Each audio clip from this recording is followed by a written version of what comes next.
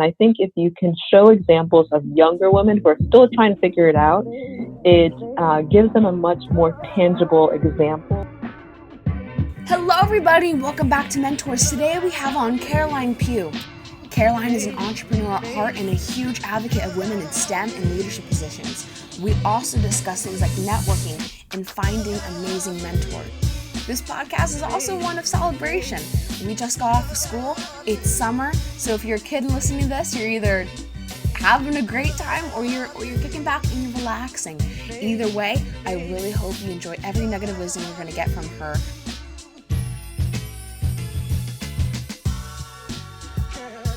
Hello everybody and welcome back to MentorZ. Today we have on Caroline Pugh. Caroline, thank you so much for being on. Thank you for having me. Yeah, so the first place I really wanted to start out was with your story, where you started to where you are now, because I know that you've got a really different story compared to most kids even. I certainly don't feel like a kid anymore, that's for sure. But yeah, I guess everything did start when I was a kid. I first became interested in technology, I think with seeing how my dad kind of shaped his career. He was an engineer his whole career at GE, and specifically he was a steel manufacturing engineer, and so he was working in these large steel mills all over the world, and we lived in 5 different countries where I got to be exposed to a lot of different ways that people interact with technology, which was also really interesting, and I think really shaped the way that I currently think about technology. And so when I went to college, which was Virginia Tech, about 6 years ago, I immediately joined this organization called the Entrepreneur Club. And in high school, I was involved in a lot of different organizations, but always kind of steered more heavily towards the business and technology types of organizations. And when I first joined the Entrepreneur Club, I just immediately fell in love with the people in the room. Everybody had an idea that they were working on, and these are all people who were 18, 19, 20 years old. No one was telling them to be there. No one was telling them to work on any other side projects besides school. And they were so passionate about solving a real issue and not just making another social media app or messaging app, but really tackling some of the world's biggest problems, whether it's global warming or healthcare or energy. And so it's really fascinating to see. And that was really kind of my foray into getting into the world of entrepreneurship and startups. And then my sophomore year, I ended up starting a company of my own in the healthcare tech space, where we were actually developing 3D human scanning technology. And we were applying that into e-commerce and then also healthcare, where people could essentially get scanned using our 3D body scanner, which was installed into gyms and hospitals. And then people would be able to have access to their accurate body metrics. So like their BMI, their height, weight, body fat percentage, and then it would be downloaded straight to their phone via our app. And I ended up running that company for about 3.5 years. We had a team of 14 engineers, and we raised about $2 million in capital. And it was a crazy ride, that's for sure. And I think because of that experience, we kind of spun into the world of adulthood very early on, because a lot of the time I was spending, was with investors and other business people and a lot of men in technology. And so I learned so much during that time, and I wish I could almost relive it again, because I just learned so much and experienced a lot of things. So now I am currently in Washington, D.C., and I work with a man named Anish Chopra, who was the first Chief Technology Officer of the United States under President Obama. And he and I had met when I was actually doing my startup, and he was running for Lieutenant Governor at the time. And we were working on a couple entrepreneurship initiatives together. And when I moved to DC, we caught up, and he was telling me a little bit about his healthcare data analytics startup that he had just started with another businessman in DC. Thought it was super interesting and super fascinating. And I ended up joining his team, and he asked me to be his chief of staff. and I have been working with him ever since, and it's been a lot of fun. I love that story. Sorry, Dad popped in really fast. He wanted to say hi, but he can't see. But no, I absolutely love that story. And what really fascinated me was I read an article about you, and at first you said with VirtualU, your first company, you're like, I didn't know. You didn't really know the realm very well, but then you learned. So like, how did you learn that fast? And then also I was really curious about like, how did you build that team? Like, what are some like major team building aspects? Right. Well, both are great questions. And I think probably the hardest things about entrepreneurship and building a company is learning really quickly and building a team and then sustaining that knowledge in the team. And so for me, I think being so young and having no experience whatsoever in business or technology or building a company, I really relied heavily on the set of mentors and advisors that I had. And from a very early age, I always really loved connecting with people. And I realized that I learned the most just from talking to people about their own experiences. And I was never one to really read a textbook about how people did that. It was always through having one-on-one conversations or watching videos or listening to podcasts, just like this one, of people building their companies and empires. And we had a great advisory team and a great set of investors very early on, which I feel very lucky for.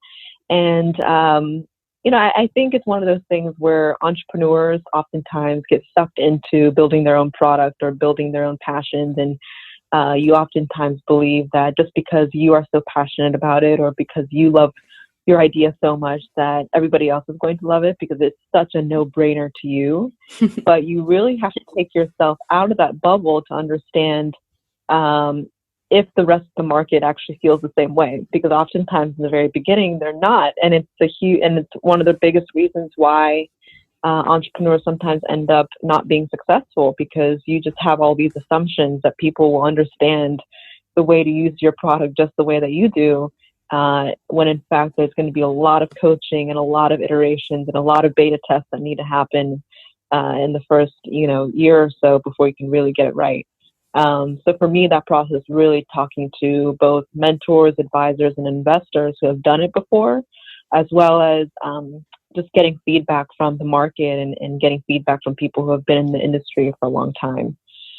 On the team question, I think because I was exposed to this entrepreneurship club network early on as well, that was an initial set of people that we could really grow and develop from. So a lot of the people that I was involved with in the entrepreneur club were either our initial set of employees or at least people who helped us along the way. And I think because we were one of the first and few entrepreneurs working on a really interesting issue, and we were also a hardware startup. We were the only hardware startup in the area at the time. People naturally gravitated towards us because we were just kind of like the weird kids doing this crazy thing. And people wanted to help, and people just wanted to be a part of the movement, and which was fascinating to see. And I think as a student, you want to get involved with other organizations or projects or activities. And I think working with us for free, and we were basically just paying our early set of employees with pizza and beer. To others, it was a really rewarding experience because we were building this real thing that you could see and touch, and a piece of technology that, hopefully a lot of people could use one day. And I think that offered a very unique learning experience to other people and other engineers. And so that's how we were able to build out that initial team. And I think everybody on that team really gravitated naturally towards technology. And we're also, entrepreneurs themselves. They're all very entrepreneurial and very, very hardworking individuals. So I feel very lucky to have worked with them. And I think building a team is probably one of the most rewarding things that you could ever do. Definitely. And, that's honestly kind of what I'm going to try to do next year is build a team. So I was like, might as well get some advice from someone who, built an amazing team. Because what I noticed, what you were talking about, is people gravitated towards it. And I think that's one of the smartest ways you can go about it. Because when you start an amazing project, people that you want are going to start gravitating. People that aren't Yeah. interested and be like, oh, I'll kind of Yeah. do this. Like, I'll maybe Right. help. I mean, I They think don't go. it's a sign. Yeah, it's a sure sign to know if what you're working on is actually interesting. Because Yeah, if people don't want to definitely. work for you or be associated with it, or if people don't want to invest, or if people don't want to be a part of it or have some sort of association with it, then that probably means what you're working on. It may not be, the product, but that's why you keep iterating and that's why you keep gathering feedback. And I think the minute that you really understand that, there's value, both from the user side as well as the market side, it changes everything. And it becomes very clear. I think there's a moment in every entrepreneur's early phase where if they've started a company or at least are working on an idea, within the first 3 to 8 months, there'll probably be a moment where you start realizing okay, now I think I've refined this to a point where people clearly understand what I'm doing. And I can start getting real feedback on how I can make this better. And once you reach that moment, you really breathe a sigh of relief because you want to do something and you want to do something that's going to be meaningful to people, but you have no idea until that moment hits. And it's a very liberating moment, that's for sure. I was going to ask you, what did that moment feel like for you? But I feel like that was your moment. Yeah, I mean, I think there are several moments like that because, there's so many companies out there that, if you think about Amazon, Jeff Bezos, I don't think ever would have imagined, and he said this publicly too, that, Amazon would be what it is today. And all he wanted to do was sell books online and do it in a savvy way and do it in a smart way that, compared to everybody else, was a lot better. And the experience and the customer service and the speed at which people could shop for books was a lot better. And that's what he accomplished. And, he really thought that he wasn't going to have a bigger business than, a $10 million business or maybe even a $50 million business.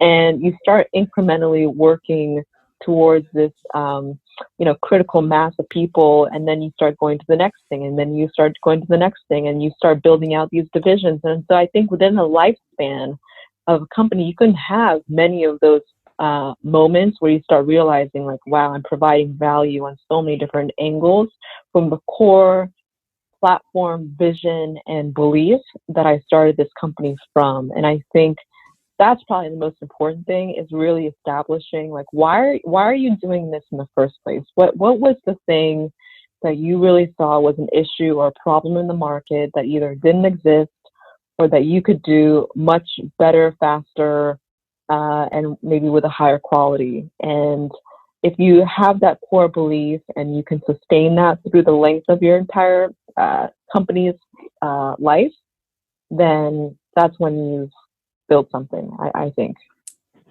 Well, of course, because you're at a point where, like you said, you're creating value on both sides.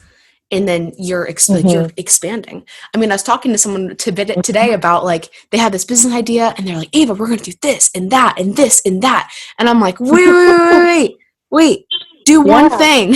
Start with one thing and then see how it works. Yeah. Yeah, I mean, that's, I guess, the good and bad thing about entrepreneurs is we want to do so much, right? I think we're just predisposed to being these people who just want to try everything and do everything, which is great. Mm-hmm. And it's a great motivator. But like you said, you have to start with one thing, get that right, and then move on to the next thing, or really build upon that original thing and have add-ons along the way. But I think, focus initially is probably one of the most important things. Yes. And okay, so I really wanted to take a pivot because I know that you're really passionate about women in entrepreneurship and women in places of tech. And so, we do see that kind of gap right now of there aren't a lot of women in tech and in the STEM fields. And then how are we going to do that? How are we going to make them passionate about this? How can we bring a different demographic into the world? So what do you see as the biggest divide or barrier? And how do you think we can change that? Yeah, well, I think it has to change with showing more examples of women who are doing the exact things that maybe aren't really typically shown today. I mean, there's more and more, obviously, women getting into technology in leadership positions at major Fortune 500 companies, at a lot of great startups all over the world. But I think we also need to show more examples of women, younger women who are still very much so developing in their careers, anywhere from 25 to 35 years old, where they are clearly starting to pave the way of, showing their leadership within technology, but are clear examples for younger women who are 15 to maybe 22 years old, who are in school trying to figure out what they want to do for the rest of their lives. And I think if you can show examples of younger women who are still trying to figure it out, it gives them a much more tangible example where, I'm not too sure when I was 15 or 16 years old, I was looking at women in their 60s who are very, very accomplished saying, I want to do the exact same thing that they did, because it's just a very different time. People are interacting with technology very differently, and people are just accomplishing things in a very different way where, maybe people in their 50s and 60s at that point in time, they were at the same company for the last 30 years. And that doesn't happen as much anymore. So I think providing examples of female entrepreneurs or female engineers who are in their 30s or maybe even younger, but have incrementally built their businesses or their careers in a very clear way, are great examples to younger women of how they might be able to do it, because it doesn't seem like such a faraway thing anymore because they're just 5-10 years older than they are. So I think as long as we can start providing more tangible examples, that's I think a big stepping stone, as well as even just within schools, a lot of organizations around engineering and business are very skewed towards men, and oftentimes are led by male professors. And I think, schools need to have a more intentional way of looking at, organizing those types of groups, whether they get more female professors involved or, leadership from the school involved, to really be able to feel like, for the female students to feel like they can be a part of the conversation, because you really need that advocate, I think, at the end of the day. And I think and I know for myself, when I first joined the Entrepreneur Club, I was one of like 5 women in the entire organization. And at first, it was very intimidating, but we had more and more women join because there was a female faculty member that ended up getting involved. And I think once that happened, that really set the precedent of like, okay, now there's a female leader who's here who can really kind of lift us up and get us involved in a more proactive way, where we don't feel like we're just, one of the 5 women that are trying to fit in, but maybe we're not. Oh, definitely. I think it's a combination of a lot of things, and I think we're moving in the right direction. And it's not going to happen overnight, but it is. It's moving in the right direction. Yeah, well, especially because like I've seen it in the innovation class. My dad this entire year has been like poking me, like recruiting, like get more girls to sign up, get more girls to join, because a lot of them, view entrepreneurship or, finding your passion, like they all view it as like a tech thing. They go, well, I can't code an app, or, well, I don't understand how to do this and this with a computer or a laptop. But it's not about that. It doesn't have to be like that. And then what you were saying, like 2 really valuable points I kind of heard were, because when you introduce women in positions like that, you show 2 things. Like 1, I can do it too. And 2, oh wait, I can do, like, this is an avenue I can take. Because not a lot of women, not a lot of girls in my school think that, like, I was at the gym today talking to a girl, and she's like, yeah, I was at first in art. I got a major in art. She goes, but then I realized that I can do something with that, so I got into game design. And she goes, and now I'm building prosthetics. I completely agree with your point. I think what you're saying is showing that it's possible and that it's encouraged and allowed. I think, oftentimes women don't think, oh, well, I shouldn't be an engineer, or I shouldn't be in technology because I'm not supposed to do that, and I'm not supposed to understand these tech things. But when in fact, women make up 60% of the buying power in entire e-commerce world. We are driving the decisions off of men who are developing the technologies and the products that we're actually purchasing. And so if women aren't being a part of that process of actually making these things, then, how does the e-commerce world actually suit and serve the needs of everybody when it's so skewed because everything's being developed by men. And so I think a lot of people don't really realize the power that women hold on making certain decisions, and we should very much so be a part of the conversation and not just be the observers.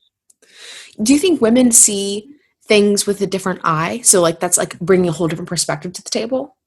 Of course. I mean, I think it depends on what you're talking about, I think the field, but not to speak badly about men, but I think, women tend to have a higher emotional intelligence, I think, about certain things where we can really read deeply into situations and think about how it's affecting people and how it's affecting, the needs and the wants of consumers. So I think when you're talking about product ideation and the emotional side of things, it really matters a lot. And I'll just give one quick example where I was talking to a woman who used to be the CMO of Neutrogena, and she basically was there from the very start and built the initial brand of the trusted Neutrogena name.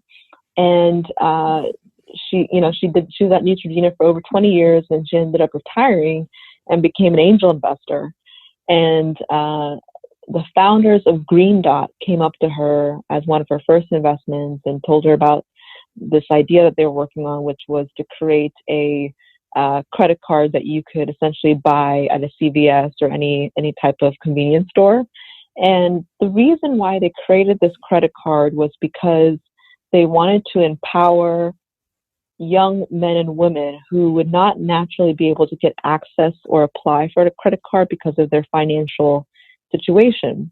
And they did this out of experience where they felt personally embarrassed if they were taking a girl out, for instance, and they were paying in cash and they wanted to physically put down a credit card that was in their name, not instead of cash. And I think that made a huge emotional difference for them. And they pitched all these male investors, and every single one of them said no. They didn't get it. They didn't understand why people would want something like that.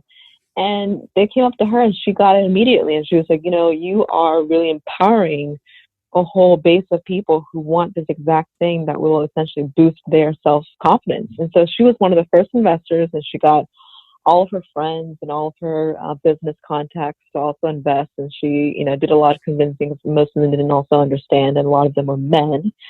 And what ended up happening was within the next 10 years, Green Dot was acquired for $3 billion.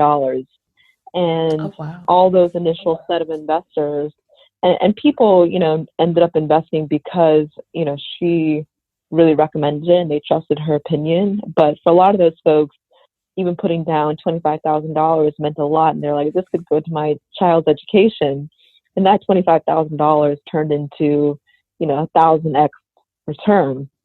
And it changed all of those people's lives. And so one investment and one woman who understood what a product could do for people in terms of empowering them, not only changed the way that company could succeed, because she basically provided the whole initial set of investors off of which Green Dot could actually become a thing, but then it changed all these people's lives. And so I think that when she told me that story, I was like, wow, that is the difference between, men and females in some instances. And that's why it can be such a powerful thing. I've never thought about it from that perspective. Because I'm always really big on seeing the beautiful differences between people, right? And so, because I'm never going to deny like men and women are completely equal. Like you just said, like we have such a higher emotional intelligence than most of the guys. Not to say that they can't, but majority of girls do. And then when someone gets it, that's so. Because again, my mom did a similar thing. My mom, she's a nurse practitioner, an OBGYN specifically, and she saw when a lot of younger girls came in, they didn't want to be there. And again, it wasn't for things like I'm pregnant. It's like I need birth control. I need to have a talk with a doctor about things. I need a lighter period, so I just need to get a prescription filled. And so after she saw that issue and these young girls don't want to be sitting next to pregnant women, let's set up a clinic for them. And it took so long because I don't think, and again, I can't speak for my mom, but it might have been because a lot of the hospital didn't get it at first. But, when they did, she opened up the clinic, and immediately she had this huge amount of girls rolling in being like, we needed this. Because it's a welcoming environment. But like I think the root of it comes down to the education of getting some of these girls in these positions, because now you've shown me the importance of having, the different varieties of people in different positions of power. So how do you inspire, younger girls to get excited about tech? Because I'm not going to lie, most little girls I know, they kind of shy away. They're like, no, like that's a robot, and I don't really know how to do that. So how do you get them really hyped up about these things? Yeah, I mean, I think a lot of conversations are centered around how do we get a person to be passionate about something? And it doesn't necessarily have to be about technology, but I think it's very hard to inflict passion. Like, passion has to come from inside. Oh, yeah. Passion has to come from seeing something or experiencing something that fundamentally changed the way that you think about your life or the world. And so, to me, it kind of bothers me when people say, like, how do you get people to be passionate about this thing? And it's like, you really can't. But what you can do, and I think the way that we can encourage women and females to think about their lives and maybe their career paths differently, is to show now the diversity of which you can accomplish. And what I mean by that is, now women are excelling in the arts, in music, in being successful chefs, and being successful businesswomen in various different types of fields. And I think just as long as you can show really diverse examples to women, I think going back to the point earlier of making it not only accepted, but also encouraged that not just the traditional roles of maybe being a nurse or a teacher or even a stay-at-home mom, that should maybe even be discouraged at this point, because it's such a limiting factor to just think about a list of 10 professions that a female should take, when in fact, there might even be more professions that a female can take now at this point than a male can, which is really exciting. And I have a whole bunch of amazing female entrepreneur friends where they first started off with these very unique career paths, and now they're all really amazing entrepreneurs because they first started off with something that was so different from anything that everybody else in their network was doing. So, for example, one of my friends, she was very, very passionate about music from a very, very early age, and she ended up becoming a international DJ, and she was going to all these music venues all over the world playing her music. And through that process, she realized that the booking of musicians and the way in which people could do that, or venues could do that, was very flawed and not very efficient, as well as the experience wasn't great for the musicians themselves. And so she ended up creating a tech platform that allows musicians to essentially connect with venues or people who are looking to book them in a safe and efficient way. And so, you don't necessarily need to be starting off with, something involved with technology or business, but if you can start understanding what drives you and what really makes you excited at the end of the day, of whether it's solving a problem or something that you just think about in the morning or think about at night, I think if you can start there and make that something into, something that's a career or something that you can really make a job out of, and then that becomes the platform and the springboard off of which, many other things can happen. But I think the people that I've met who are both the happiest people as well as the most successful people really first start identifying what they're truly passionate about, and then going from there in terms of excelling in that passion, and then building potential businesses or other things off of that. I can't agree with you more, especially on those type of things. I mean, because I was talking to, again, that same woman who was at first at art, then in game development. I was like, honestly, if you make connections like that with I can start here but end up here. I was like, honestly, I love telling stories. I love listening to stories. If you could add if you think of puzzle pieces, if you add that with technology, you can get well, one, you can get a podcast, but also you can get like game development. And I was like, do you know anything about game development? And she's like, oh my gosh, yes, definitely. And she was so passionate, excited about those things, because there's so many of these, I don't want to say like of like female aspects, because I know a lot of girls love to tell stories and they love to entertain too. They're like, oh my gosh, I want to, I want to be up on stage and talk to people, and there's a platform for that, but I don't think it's well known that you can do those things.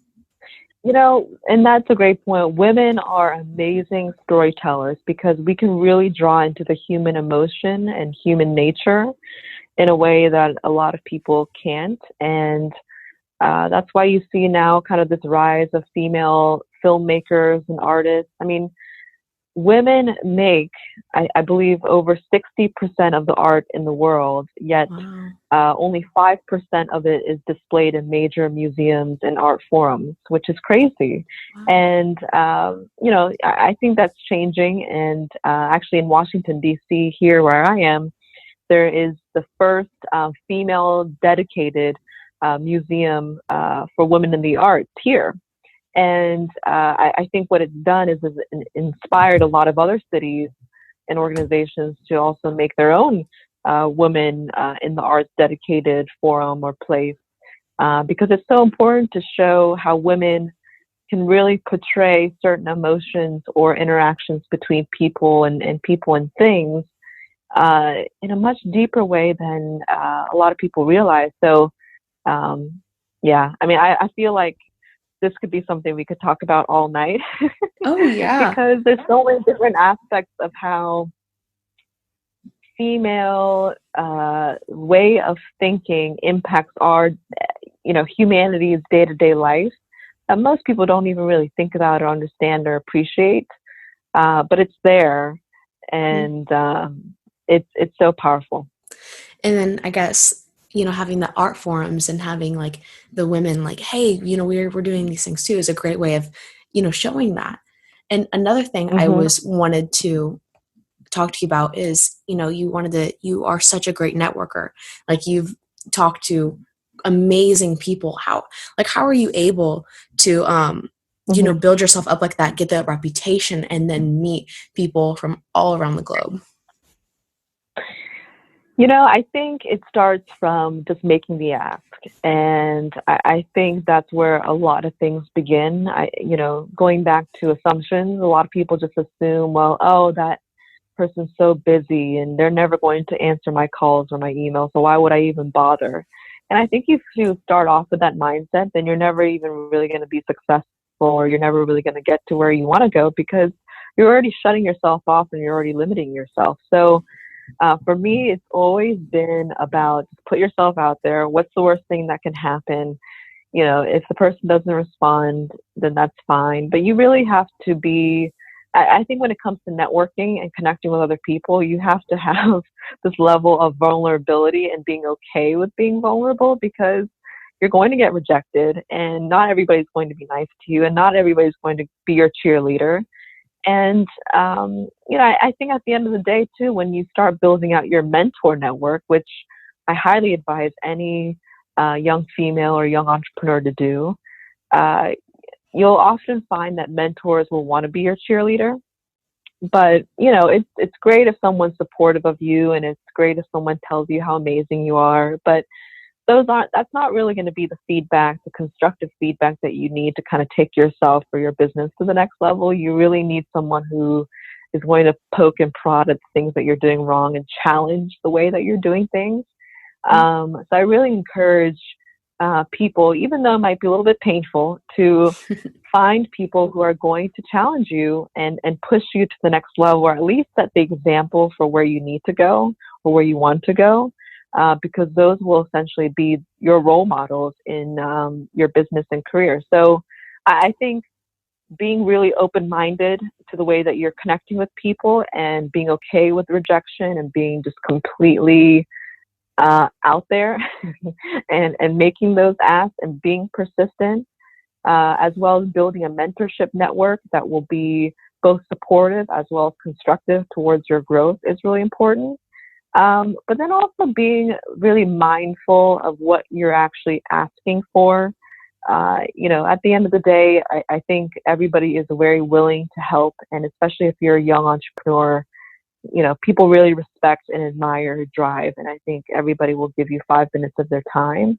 But if you want to continuously have 5 minutes of their time, you have to make sure that the first 5 minutes that you spend with them is actually meaningful and that you've come prepared and you know exactly what you want to get out of the conversation, why you're even talking to the person in the first place. You've done your research, and people, really realize that, and they take that into consideration in building that relationship with you.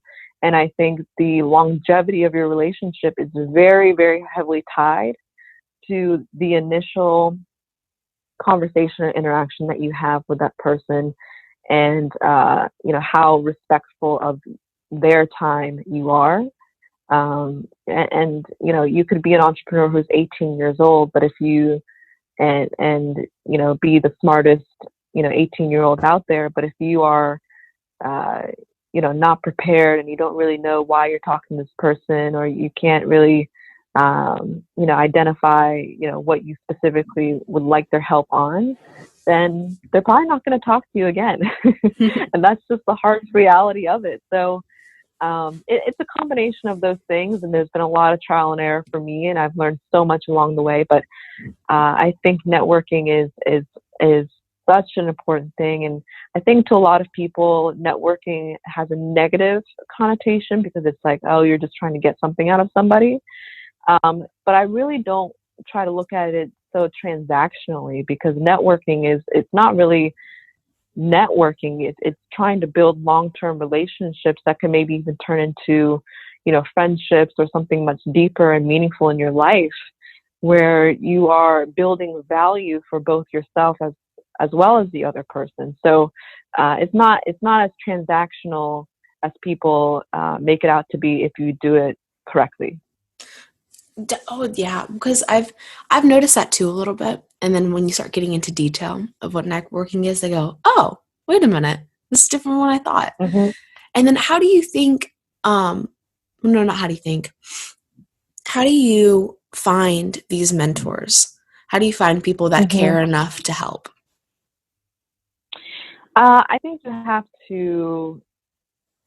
Well, you do a lot of research, but I think you fundamentally understand that your values align. So, for example, when I was doing my tech company, in the very, very beginning, we were working on the e-commerce angle, which was showing through our 3D scanning technology how a piece of clothing would fit on a human being, so that people would know exactly what size to order.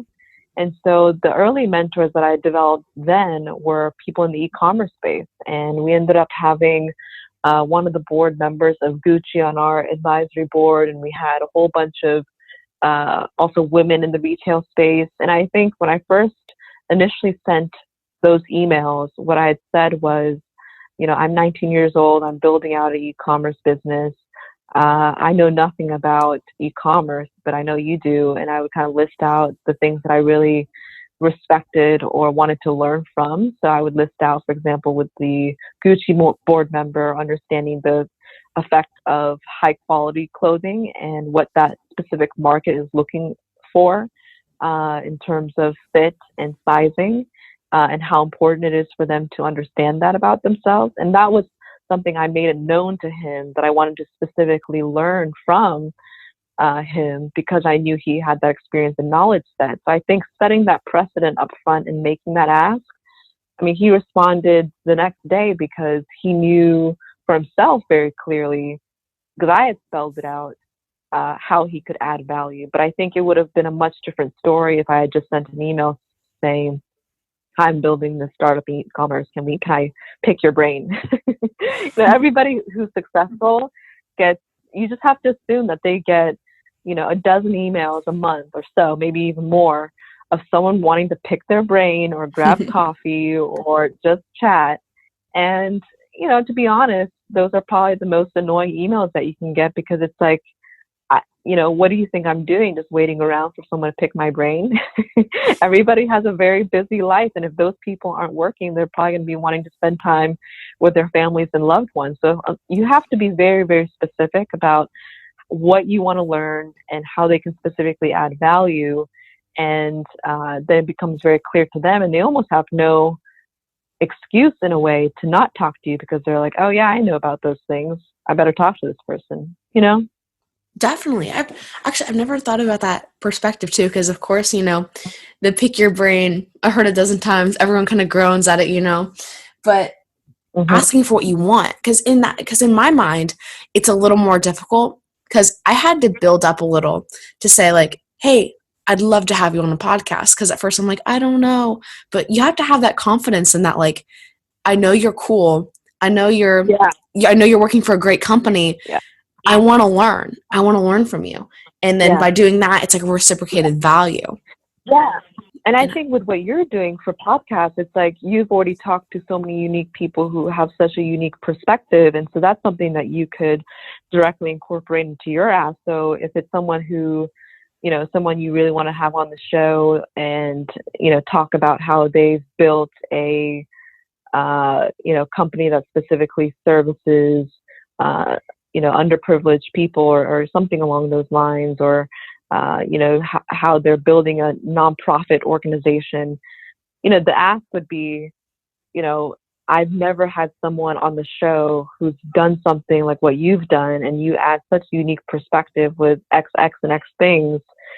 Our audience would be so grateful and excited to have someone like you speak about their experiences, because your experience is so unlike other people's. And I think, when you put it like that, people are like, oh yeah, wow, I'm not just another entrepreneur, another business person coming on this podcast, but I have a very unique story that hasn't been told yet on this podcast. And so that's how I would be differentiated. And so it kind of puts the perspective on the other person where they're like, I could be a pretty special thing on this podcast. Well, that's always what I kind of try to go for, especially like when I learned out, like when I asked you if you wanted to be on, you said yes. I'm like, awesome, because I haven't had, I've had women in entrepreneurial settings, but I haven't had a female that was in the tech settings, and that was really passionate about trying to help other females, other girls, other women to do this too. And I was like, that could be such a cool branch. And also, what can I learn? And then honestly, you showed me a lot of different perspectives that you can take in and things like that. And that's what I admire most about, again, what you said about conversations. In the beginning, you're talking about how, I learn best by having conversations, and that's how I understand. I think when two people sit down, or you're listening when you listen to two people sit down, you get a good grasp of who they are, what they do, and then you get a grasp of I don't even know how to say it, what you can do. I don't know if that makes sense. Yeah.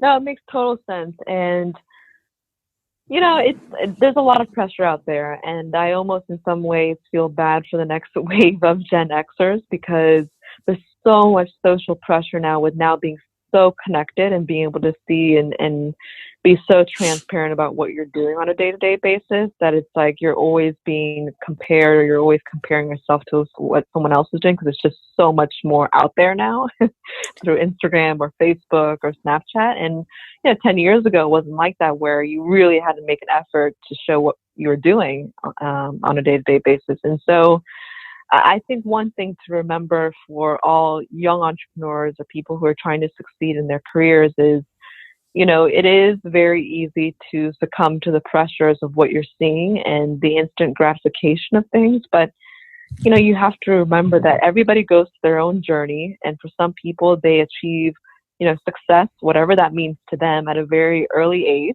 And for other people, they might be passionate about something, but it hasn't turned into that thing that defines them or is their legacy until maybe halfway through their lives. I mean, there was one example of a woman that I had met a few years ago, and she was actually a stay-at-home mom, and she had 5 children, and her husband was a successful businessman. And she had an epiphany one day, and she was like, I am not happy, and I believe that I have a lot of traits that make me a leader, and I'm very passionate about this thing. And her thing was actually candles. She loved candles. And she divorced her husband and started a candle company. And it became the largest female-owned candle company in the United States within the next 10 years. And she started when she was 46 years old. And to me, that was a prime and amazing example of someone who, they've always had these traits, maybe, in being a leader and understanding how to build something. But it wasn't until a pivotal moment, until later on in their lives, where they realized that was a time for them to act. And that's completely okay. And she, now is in her 60s, and she's built this amazing candle company, and now she's running it with her daughter. And, that's her story, and that will be her legacy. But, I think, for a lot of women in their early 20s or mid 20s, you think, well, that should be me now. I should start building my thing now. And it's totally okay if you don't know what that thing is. And we all go through our own path and our own journey and achieve things in very different ways. And, I think it's important to remind ourselves of that. Otherwise, we're all just going to drive each other crazy. Oh, yeah. So I especially see it in the innovation class.